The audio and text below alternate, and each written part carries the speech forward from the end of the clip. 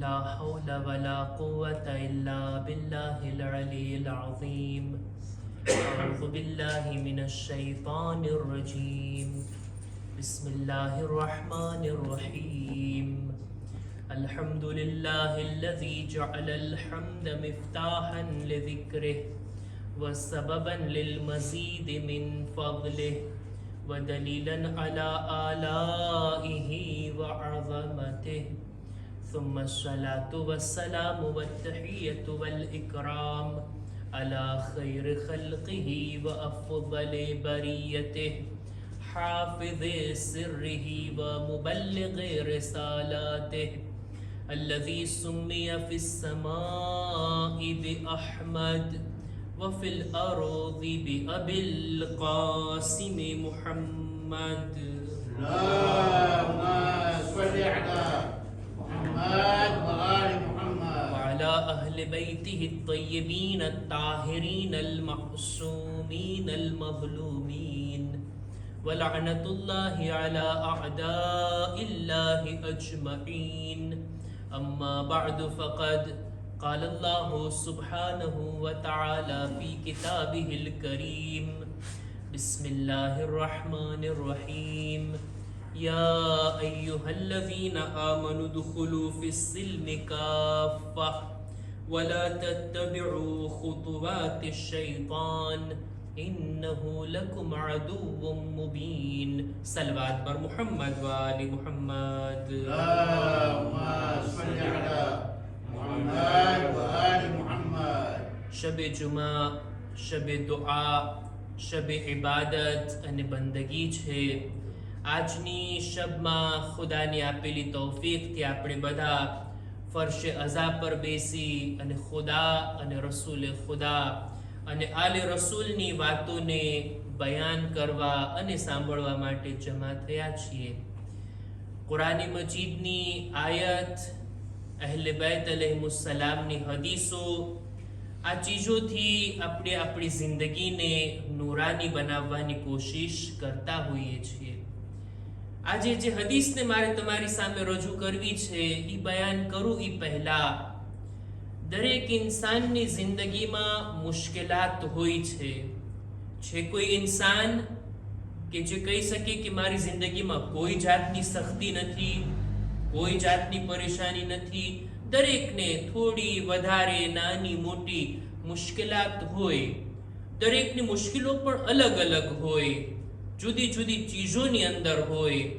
પણ ખાસ કરીને મુઅમિન માટે દુનિયામાં ખાસ સખ્તીઓ જોવા મળે છે. ખુદ મુઅમિન માટે અમુક સખ્તીઓ એની જિંદગીમાં હોય અને એ સખ્તીઓમાં પોતે ઘેરાયેલો હોય. રસૂલે ખુદા સલ્લલ્લાહુ અલૈહિ વાલિહિ વસલ્લમ ફરમાવે છે, اللهم صل على محمد وآل محمد. અલ-મુઅમિનુ બૈન ખમ્સ શદાઇદ. મુઅમિનની જિંદગીમાં 5 મુશ્કેલીઓ હોય, 5 સખ્તીઓ જોવા મળતી હોય. આપણે જોઈએ આ 5 સખ્તીઓ આપણી જિંદગીમાં છે.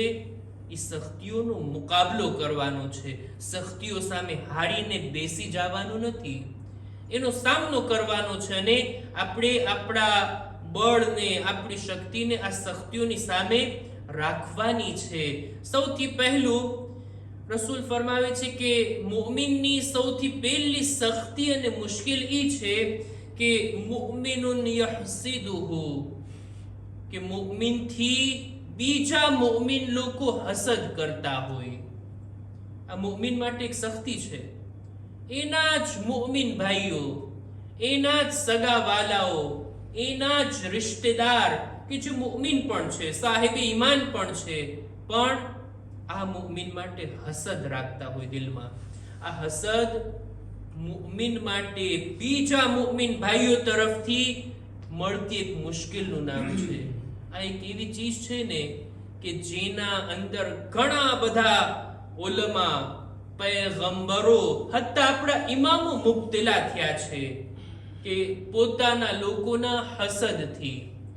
કેવી રીતના આપણી જિંદગીમાં અનેક વખત આ વાતનો અનુભવ કર્યા હશો કે ખુદ આપણા મુઅમિન ભાઈઓ આપણાથી જ હસદ કરતા હોય.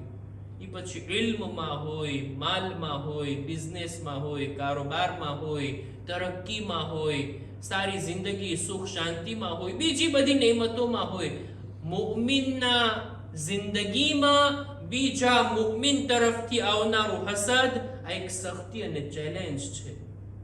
અને જ્યારે આ હસદ આવે ને પછી દુશ્મની પણ આવે, પછી હસદ જિંદગીમાં અમલી તौर પર પણ જાહેર થાય. જિંદગીની અંદર આ હસદ એવા કામો કરાવી નાખે છે કે ખરેખર જ્યારે ઇન્સાન વાંચે તો અજબ થાય. આ હસદ હતું ને જેના કારણે હાબીલને એનો સગો ભાઈ કાબિલ કત્લ કરે છે. આ હસદ હતું જેના કારણે જનાબ યુસુફના ભાઈઓ જનાબ યુસુફને ને જનાબ યાકૂબને વર્ષો માટે જુદા કરી અને આટલા રડાવે છે ને આટલી તકલીફો આપે છે.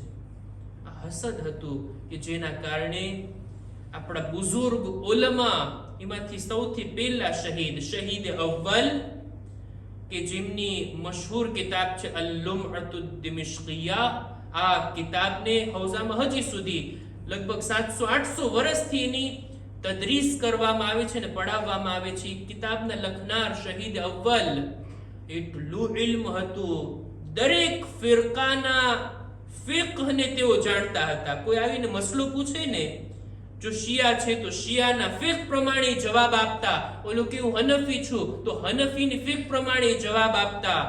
બીજા દરેક ફિરકાના અહેકામ અને મસાઇલ ઉપર પોતે મુસલ્લત હતા. આ આલિમે દીનથી હસદ થયો અને હસદના કારણે બીજા ઉલમા ફતવા આપે છે એમના કત્લનો, અને આ આલિમને શહીદ કરવામાં આવે છે. હસદ આ બીજા મુઅમિનો તરફથી આવનારું હસદ મુઅમિન માટે એક સખ્તી છે. આપણા નવમા ઇમામે મુહમ્મદ તકી અલૈહિસ્સલામ,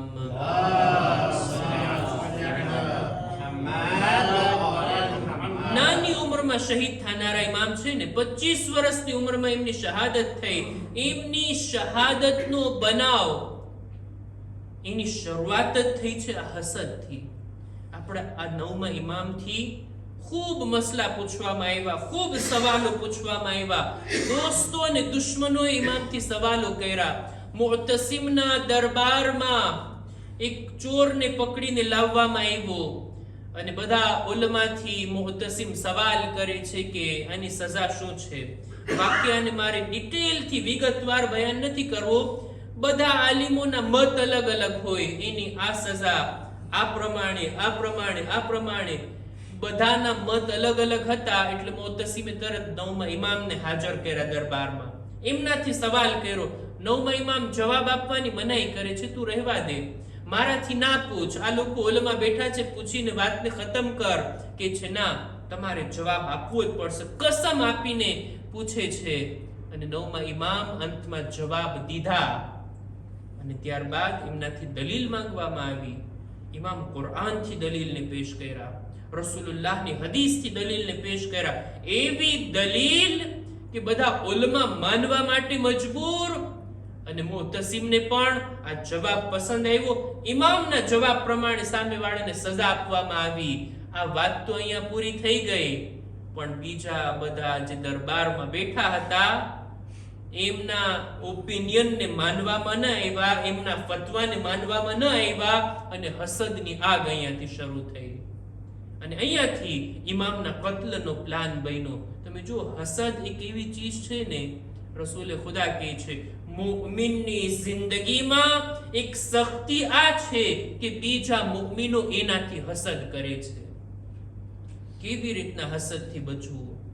આપણા જ ભાઈઓ, આપણા જ સગાવાલાઓ, આપણા બાજુના લોકો, એમના હસદથી કેવી રીતના બચવું? હું શું તરીકા બયાન કરતો હતો? ખુદ કુરાને મજીદ આપણને તાલીમ આપે છે. કુરાને મજીદનો સેકન્ડ લાસ્ટમો સૂરો અને એની લાસ્ટ આયત, વમિન શર્રે હાસિદિન ઇઝા હસદ. ખુદા તારી બારગાહમાં પનાહ માંગુ છું એવા લોકોથી કે જે મારાથી હસદ કરે છે. ખુદા બચાવે બસ હસદ કરવા વાળાઓથી, નહીતર આ હસદથી કેટલા ઉલમા, પયગંબરો અને ઇમામો પણ અમાનમાં નથી રહ્યા. આ પહેલી સખ્તી મુમિનની જિંદગીમાં. બીજું રસૂલ ખુદ આગળ ફરમાવે છે, વ મુનાફિકિન યુબગિદુ, બીજી સખ્તી મુમિન માટે એ છે કે મુનાફિક લોકો દુશ્મની કાઢે છે. પોતાની દુશ્મની આ મુમિનથી બતાવે છે અમલી તौर પર. કારણ કે મુનાફિક પોતાના દિલમાં નિફાકને છુપાવીને રાખ્યો હોય.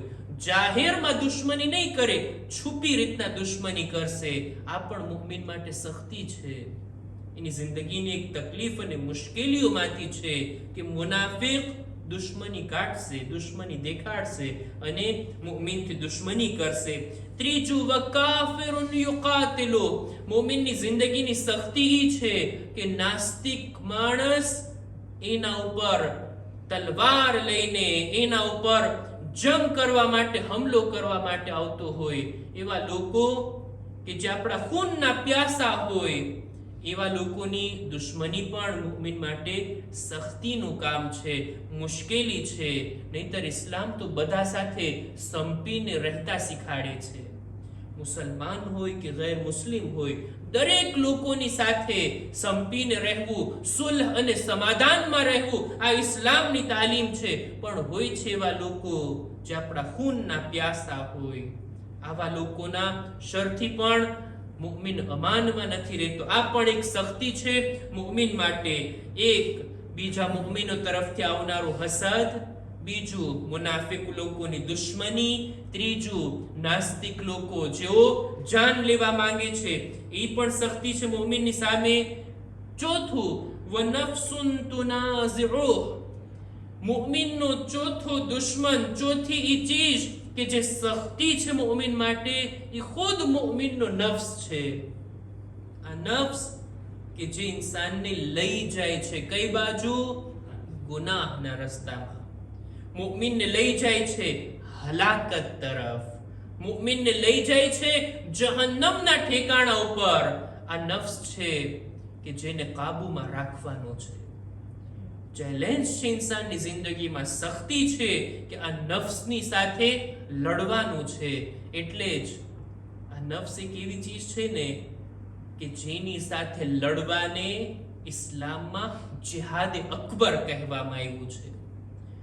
મુસલમાનો જ્યારે એક જંગમાંથી પાછા ફરી રહ્યા હતા, રસૂલે ખુદાએ કીધું ને કે તમે બધા મરહબા, તમે બધા કામયાબ થઈને આવ્યા, પણ જિહાદ અસગરમાં હજી જિહાદ અકબર બાકી છે.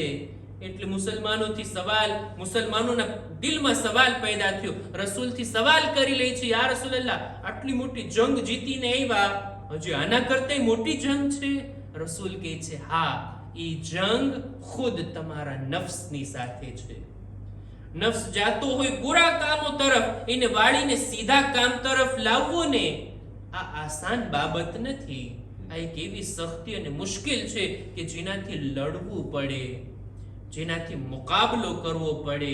એટલે જ જિહાદ અકબર અને જિહાદ અસગરમાં ફરક એ છે કે જંગ જો હોય તો ઈ સામેવાળા દુશ્મન સાથે હોય, એનું મેદાન નક્કી હોય કે આ મેદાનમાં આ જગ્યા ઉપર જંગ છે.